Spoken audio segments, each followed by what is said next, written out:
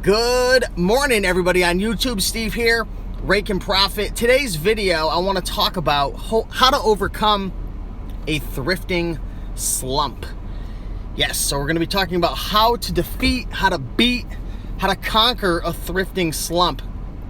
And if you're not exactly sure what a thrifting slump is, it's when you go to the thrift store. Maybe you go to a couple thrift stores or during the day, or maybe you visit thrift stores daily. Maybe over the week you just haven't been finding much, and you're going through your routine, you're looking through the sections that you normally look at the thrift store, and you just seem to be slumping. You seem to be coming up empty-handed.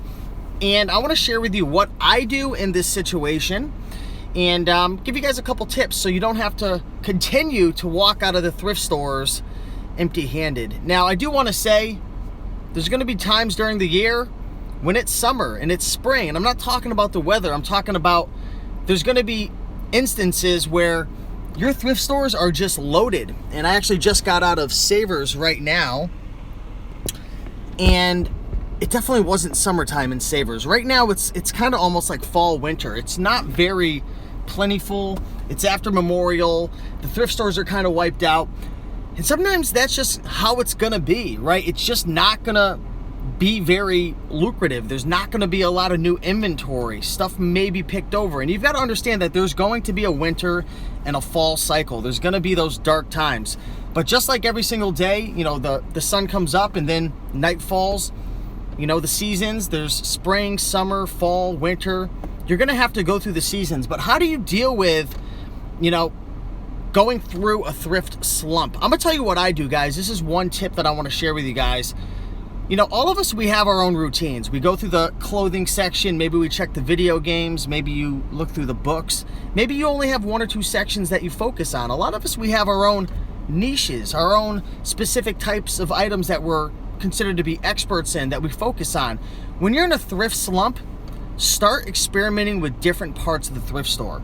If you don't look at the antique section, go there. If you don't look at the glassware, go there. If you're not scanning books, open up your Amazon seller app, open up FBA Scan, and start scanning books.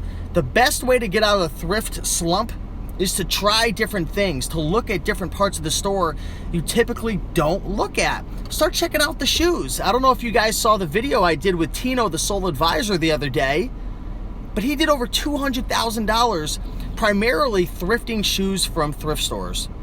There's opportunities with shoes. You know, my mother, Mama Profit, she's been doing a couple $1,000s a month just buying and selling used books from, you know, places like Savers and Goodwill and Salvation Army. You know, I sell a lot of clothing, video games, electronics, board games. Start looking into other parts of the thrift store. That's the best way to get over a slump. And don't rush. That's another tip for you guys. If you're in a slump, take your time. Take a deep breath. Go into a section of the thrift store that you're a little uncomfortable with, that you're definitely not an expert in, and start looking things up on eBay. Start checking the sold listings. Start looking at items that you have no clue about. That's the best way to get over a slump. But don't forget, guys, there's going to be spring, there's going to be summer. You want to clean up during that season, but there are going to be times when it's winter and fall and things are slow, and you may have to look into, you know, buying and selling locally, checking out the Facebook groups, checking out the flea markets. Maybe the time where you have to take a step back from your traditional thrift stores and try to find some Goodwill outlets. Go through the bins like Rockstar Flipper, right? Start looking at different things like garage sales. So there's so many opportunities out there. Think outside the box. Hey, Rad Seller, what's going on? Good to see you.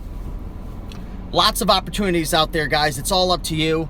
You know, things aren't going to just change on their own. If you're trying to change your business, if you're going to try to change your life, change your income, change your health, change whatever it is that you want to change, maybe it's the thrift store slump.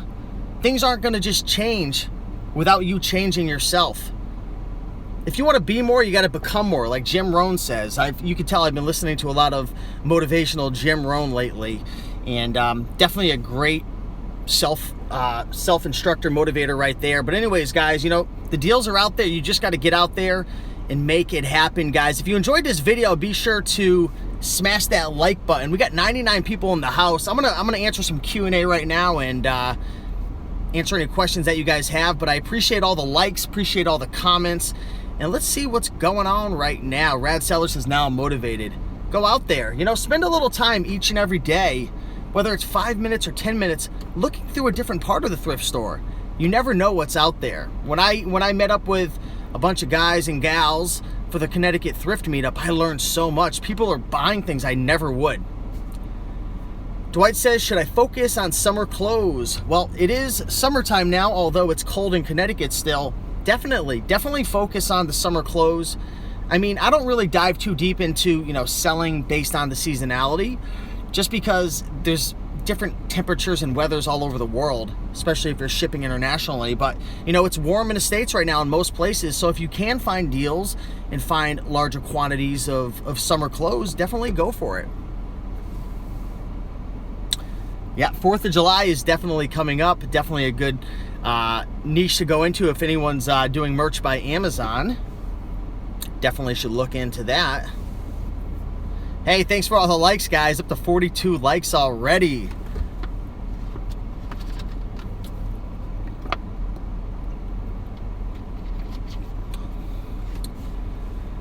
Just looking at the comments right now. 74 in Southington. Jim, you're in Southington? Wow, we're like 30 minutes away. Started picking up blazers and suits. What's the average time it takes to sell these items? You know, in terms of clothing in general, the slowest selling clothing that you're gonna pick up is typically gonna be the blazers, sport coats, and suits, just in general. But the thing about those types of items is they usually sell for the most money. 50 bucks, 70 bucks, 100 bucks, 30 bucks. It just depends.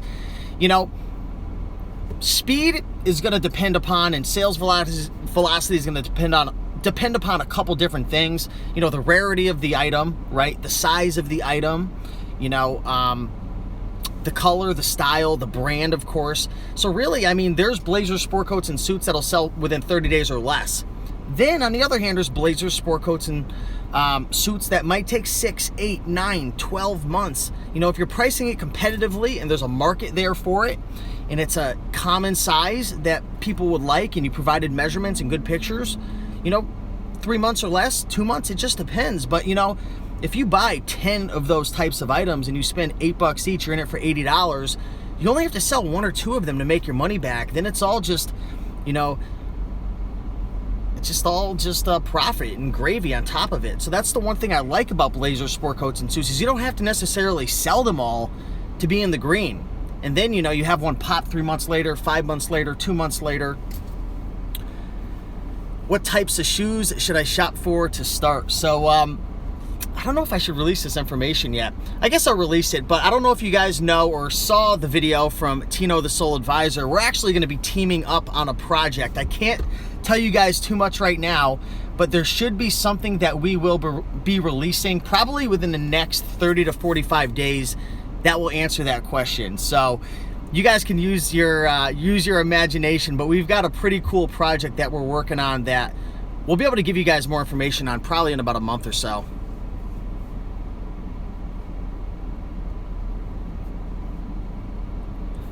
I haven't found my own cobbler yet.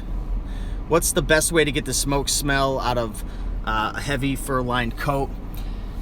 That's a tough one, guys. To be honest, I would actually like your feedback on that. I've never really figured out how to get the smoke out of items fully. I've tried leaving it outside. I've put items in bags with, you know, different scents and whatnot. It's tough. Even if you launder it, the smell is still in there. You know, I've even had items that were all smoky, brought them to the laundromat, and they still smell like smoke. So I would love your guys' feedback on that. That would actually be a great tip right there if somebody knows the answer to that. You know, I'm not even kidding, guys. I picked up a wool, 100% wool, vintage Woolrich jacket, and I left it outside, no joke, for like a month. Every day I checked it. The smell never came out. I think somebody was smoking in that jacket for like 30 years straight, I swear. I avoid smoke stuff, you know. Even boots. I have a pair of boots that smell like smoke. I never even knew it. You know, they just don't sell. People don't want it unless it's a smoker. So I just try to avoid anything that has a smoke smell. I used to be a cigarette smoker. What's up, Clear and Clutter? Good to see you. And I can't stand the smell anymore. Nothing against it. If you smoke, it is what it is. But coming from a smoker to a non-smoker, I can't take it. I don't even want it in the house. Tino lives down the street from you. Cool. So you must be in Texas. I'm trying to read the comments. Spray bottle of witch hazel with an essential oil. Ooh, that's interesting. A little essential oil action going down. Fort Worth. Cool. Awesome. So I actually just got out of the gym. I go to the gym 5 days a week, and I do these little hit sessions. So I just got done with that. Stopped over at Savers. I want to show you, I only found 2 items, guys, and I don't know, it's just been really, really dead over at the thrift store the last 3 days or so. So I've been experimenting, looking at different sections of the thrift store, learning, and I haven't been having a ton of success, but I've definitely been learning and finding, you know, different items and whatnot. But let me share with you guys 2 items that I found. One of these items, it's just one of those calculated risks. But here's one item that I found, guys. This is a tie. Can anyone guess what the brand name of this tie is? It's trending right now. I'll just tell you guys.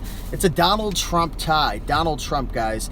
99 cents right here. So this is a nice thick tie, really nice quality, really good condition as well. This is the Signature Collection Donald J. Trump tie. And I made a video about Donald Trump items that sell on eBay, and a lot of this stuff is doing really well. You know, this isn't anything super duper fancy. You know, pretty much a solid color with a little light red, dark red. But, you know, at least 15 bucks for this, maybe more, I'm not sure, maybe 20.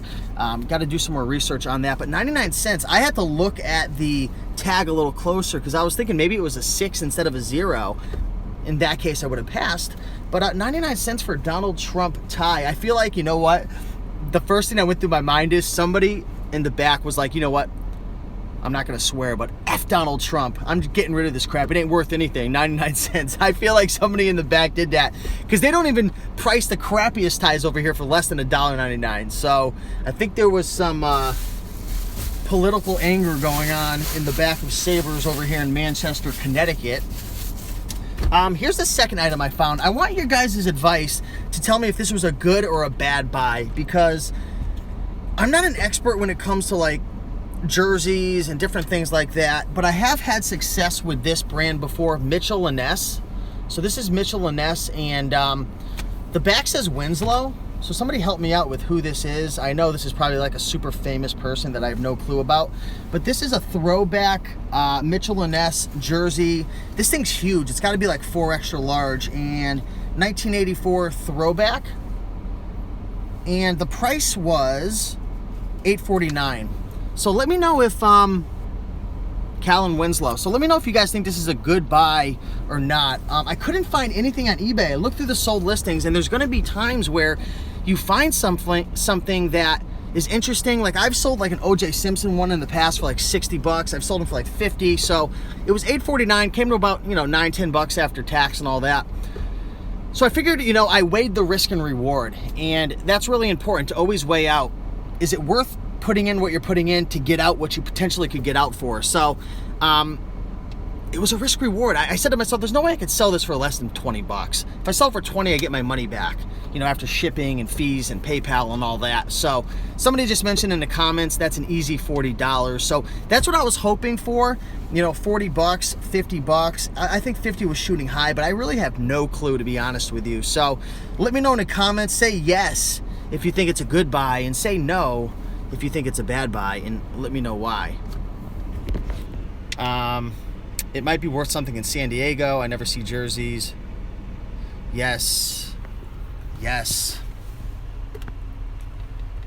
Yes, I do drop ship, Carl, off AliExpress.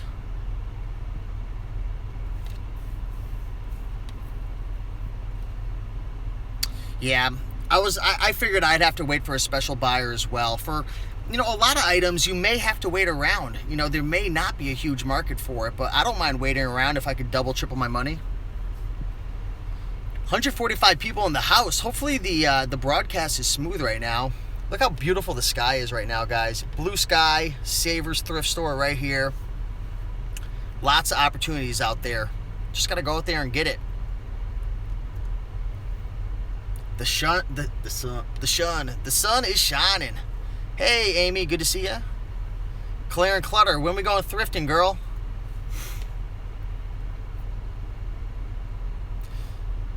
I'm from Hartford, and we'll be there. Summer, what are some good stores there? I'll be at Savers, but anywhere else. You live too close to me. I can't tell you where the good stores are.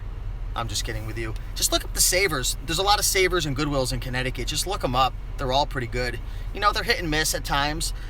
You know, like I said, there's going to be times where they're great. Clear and Clutter, you better start riding your bicycle over ASAP, or else I'm blocking you. There's a listing for a Donald Trump tie for $15,000. Holy mackerel. Must be signed by him with a piece of his hair attached. When are you coming back to Florida? I was just in Florida. I was just in Fort Lauderdale, so. Are you going to the reseller rally, Steve? I'm not, but sounds pretty exciting. Hopefully they have a great event. 15K or best offer. Offer him like $30. Miami. The ladies are pretty in Miami. What's going on with that? It's all that sunshine, right? Texas anytime soon. I'll be in Texas July for the Green Room event. Yeah, Jenny, you know, Amazon FBA is different. It's unique. There's a lot of benefits to FBA, though. I love the fact that you could just ship things right out to the warehouses and, you know, just get paid. Private label, who knows? I've got my hands full right now with a couple various projects that I'm working on, but I'm sure in the future. What's your average profit that you're happy with? I like to, it depends, because if I'm an FBA, I don't mind sending in something to the warehouse if it takes me 10 seconds to list it, like a book, and make like $3 on like a 3,000 ranked book. But if it's eBay, I'm looking for at least like a $10 profit typically. It really depends on the item. You've got to factor out the risk, the investment, the time it takes to list, you know, the shipping costs, the fees, and different things like that. But typically a $10 profit I'm looking for. You know, I still remember when I first started off reselling, I'd walk into this store, guys, all the time, and I'd be buying clothes that maybe only made me $2, $3 profit. And I try to stick with a higher profit nowadays. Yes, the Green Room event, you got to be in the room to go, though. It's kind of like a Green Room family event. But if you are a Green Room member, the tickets are still available. Any ink sell better than others? Well, ink that's not expired, you know, if it's not expired, it's typically going to sell a little better for a premium. But literally all ink sells extremely well. I love ink. Ink is probably one of my favorite items to sell. I actually just shipped out some Canon ink today that sold for, I think it was like $23. I paid like $2 or $4. It was pretty cool. Appreciate it, guys. So anyways, I'm going to roll out of here. 143 people in the house. Thank you. Hopefully you're enjoying the nice blue sky. This is a good thumbnail right here. No, hold on. There we go. Anyways, guys, I'm going to roll out. Got some work to do. Hopefully you guys do as well. Make today a great day, and I'll see you guys in the next video. Peace. Smash that like button, guys, right down below. Just hit it. Just touch it. Don't hit it too hard. Thanks, everybody. Bye.